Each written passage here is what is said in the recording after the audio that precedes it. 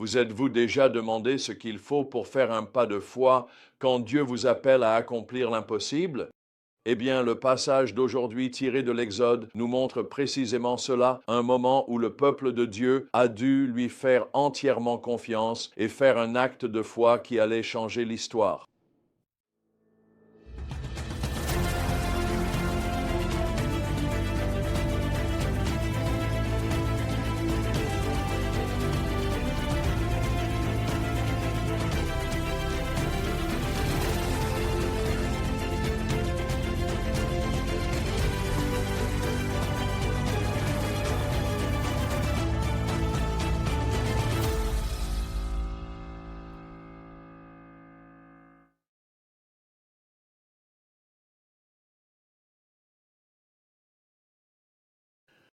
Plongeons dans Exode 12, 31 à 14, 4 et Nombre 33, 1 à 7, où nous assistons à la délivrance spectaculaire d'Israël par Dieu hors d'Égypte.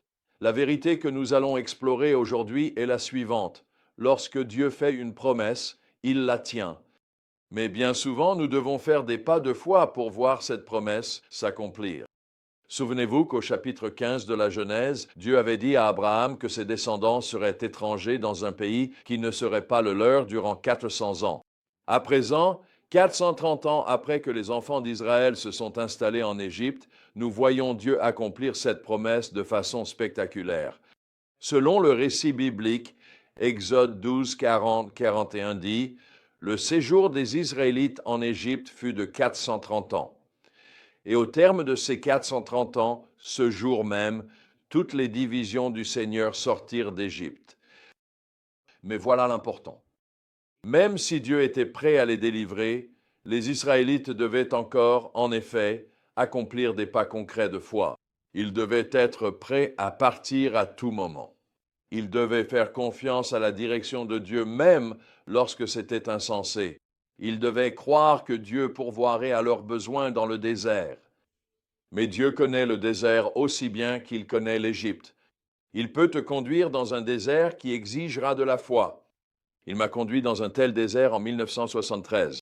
Dieu avait parlé à deux amis et moi pour infiltrer un festival de jeunesse communiste à Berlin-Est afin d'y partager l'Évangile. Cela semblait impossible.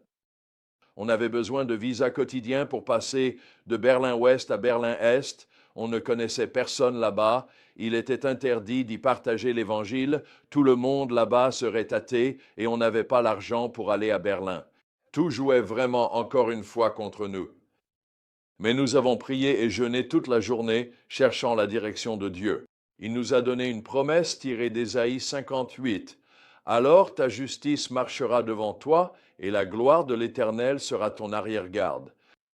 Cette parole était notre assurance pour nous que Dieu nous guidait. Nous avons agi par la foi, tout comme les Israélites, et tout comme pour eux, Dieu a pourvu de manière miraculeuse. Il a fourni les finances dont nous avions besoin. Il a ouvert les portes à la frontière. Même des jeunes communistes sont venus nous demander des autographes, ce qui nous a donné l'occasion de partager l'Évangile. En quelques jours, des milliers de personnes ont entendu le message de Jésus, et plus de 200 jeunes athées sont devenus disciples de Jésus. Nous avons organisé une marche pour Jésus lors de la dernière nuit du festival de la jeunesse communiste et nous avons vu la gloire de Dieu. C'est vrai, Dieu n'a pas changé. Le Dieu d'Israël est en effet notre Dieu. Maintenant, continuons à voir comment Dieu a agi avec ses Israélites. Alors que les Israélites entamaient leur exode, la provision et la guidance de Dieu se sont manifestées remarquablement. Les Égyptiens, dans un retournement, ont donné de bon gré aux Israélites de l'argent, de l'or et des vêtements quand on le leur a demandé, montrant comment Dieu peut pourvoir à nos besoins, même par des moyens imprévus lorsque nous avançons dans la foi. La guidance de Dieu était indéniable, se manifestant sous la forme d'une colonne de nuée le jour et d'une colonne de feu la nuit, assurant aux Israélites qu'ils n'étaient pas laissés seuls pour affronter ce voyage. Ce départ spectaculaire a également servi de scène à Dieu pour manifester sa gloire, utilisant même l'entêtement de Pharaon et la poursuite de son armée pour révéler la puissance divine. Il est à noter que les Israélites ne se sont pas enfuis comme des réfugiés dispersés, mais sont partis en groupes organisés, soulignant ainsi la plénitude de la délivrance de Dieu. Cette histoire de l'Exode illustre de façon véritablement saisissante comment nos actes de foi peuvent ouvrir la voie à Dieu pour manifester sa provision, sa direction et sa gloire à travers la délivrance dans nos vies. Alors, que pouvons-nous apprendre de ce passage? Dieu tient ses promesses, mais souvent selon un calendrier auquel nous ne nous attendons pas. Attendez-vous une promesse de Dieu? Ne perdez pas jamais l'espoir. S'engager dans la foi demande souvent de la préparation. Les Israélites devaient être prêts à partir à tout moment. Comment pouvez-vous vous préparer à ce que Dieu pourrait vous appeler à faire? La direction de Dieu ne semble pas toujours logique. Il a conduit les Israélites par un long chemin pour éviter la guerre. Êtes-vous prêt à suivre la direction de Dieu, même lorsque cela n'a pas de sens?